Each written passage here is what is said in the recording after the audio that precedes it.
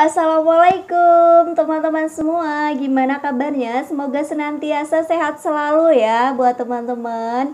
Oke, kali ini aku mau sharing tentang tips mendapatkan LOA dari perguruan tinggi dalam negeri ya, khususnya untuk beasiswa pendidik ya. Kebetulan berdasarkan pengalaman pribadi, saya ambil beasiswa untuk dosen ya, teman-teman ambil program doktor. Jadi bagaimana sih tips mendapatkan LOA?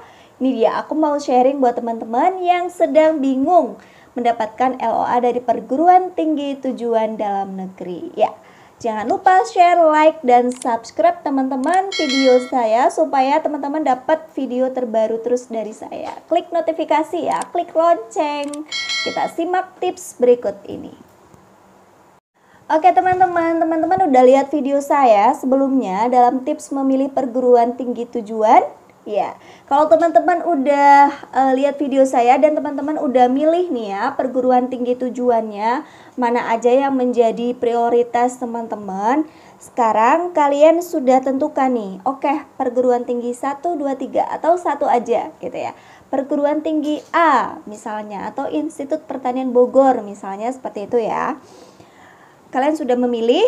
Kemudian tips yang kedua, sinkronisasikan jadwal perguruan tinggi yang masih tersedia dengan perguruan tinggi tujuan LPDP, yaitu jalur beasiswa LPDP. Nah, jadi teman-teman harus tahu nih ya jadwal perguruan tinggi tujuan dengan jadwal yang disediakan oleh LPDP ini harus sinkron teman-teman. Seringkali dari perguruan tinggi tujuan sudah tutup jadwalnya, sementara di LPDP itu masih buka gitu kan. Jadi kadang gimana saya dapat LOA ya seperti ini, bagaimana? Nah, jadi kita sendiri teman-teman, kita sendiri yang harus memilih dan mencari.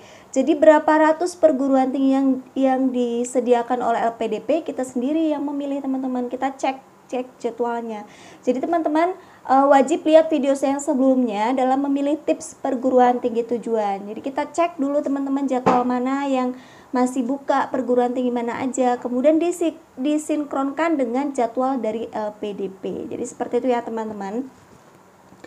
Kemudian yang ketiga, lihat jadwal pengumuman penerimaan pada perguruan tinggi tujuan yang disesuaikan dengan jadwal dari LPDP teman-teman. Jadi untuk mendapatkan LOA itu kita harus mendapatkan pengumuman bahwa kita sudah diterima di perguruan tinggi tersebut teman-teman. Jadi itu syaratnya ya untuk bisa mendapatkan LOA.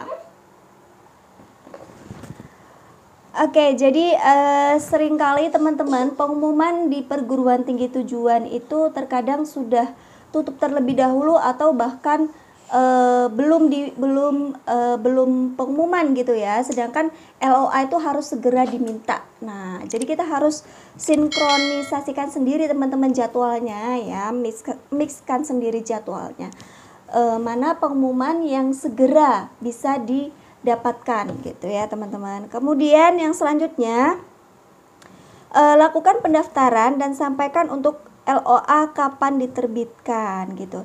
Jadi kalau bisa kita komunikasikan dengan panitia penerimaan mahasiswa baru di perguruan tinggi tujuan teman-teman. Kira-kira LOA kita kapan ya bisa didapatkan, atau setidaknya surat keterangan bahwa kita sudah pasti diterima perguruan tinggi tersebut. Karena apa? Untuk syarat LPDP gitu ya.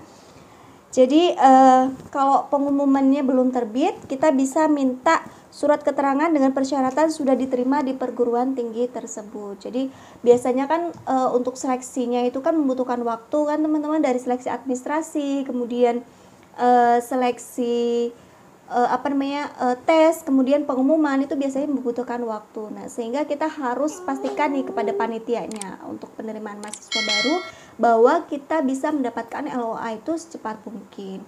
Jadi kalau saya cermati ya teman-teman, ini berlaku untuk teman-teman yang belum mulai perkuliahan di tahun 2020.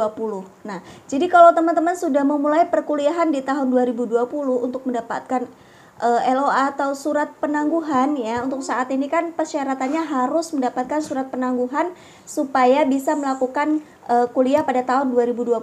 Itu susah teman-teman. Kalau teman-teman sudah mulai kuliah gitu ya, tapi kalau teman-teman belum memulai kuliah biasanya masih bisa diberikan surat penangguhan. Ya, jadi teman-teman, kalau saya pahami ya, untuk yang beasiswa LPDP tahun 2021, ini sepertinya adalah teman-teman yang sudah mendaftar untuk melanjutkan studi pada tahun 2020 namun belum melaksanakan studi. Jadi seperti itu kalau yang saya analisis ya teman-teman. Karena apa? Pendaftarannya sangat singkat teman-teman dari LPDP. Nah, jadi saya rasa tidak banyak yang mendaftar karena mungkin persyaratannya sangat sulit ya teman-teman untuk mendapatkan LOA. Jadi kalau saya analisis ini sepertinya sih teman-teman yang sudah mendaftar namun belum memulai perkuliahan. Jadi diharapkan mendapatkan surat penangguhan gitu ya teman-teman. Oke, baik teman-teman, mungkin itu tips dari saya. Semoga teman-teman saya doakan bisa lolos beasiswa LPDP dan bisa mendapatkan LOA dengan cepat sesuai dengan jadwal yang ditentukan oleh LPDP. Gitu ya. Sukses bersama LPDP teman-teman. Selamat berjuang dan jangan lupa lihat video saya tentang tips wawancara, lolos wawancara dengan pertanyaan yang banyak atau sering muncul berdasarkan pengalaman saya. Kemudian yang kedua ada tips memilih perguruan tinggi tujuan LPDP, dan yang ketiga adalah tips bagaimana bisa lolos beasiswa LPDP. Lihat di video saya di channel saya yang lain. Oke, terima kasih teman-teman. Selamat berjuang dan sukses selalu. Semoga bermanfaat. Jangan lupa terus share, like, dan subscribe video saya. Terima kasih. Wassalamualaikum warahmatullahi wabarakatuh.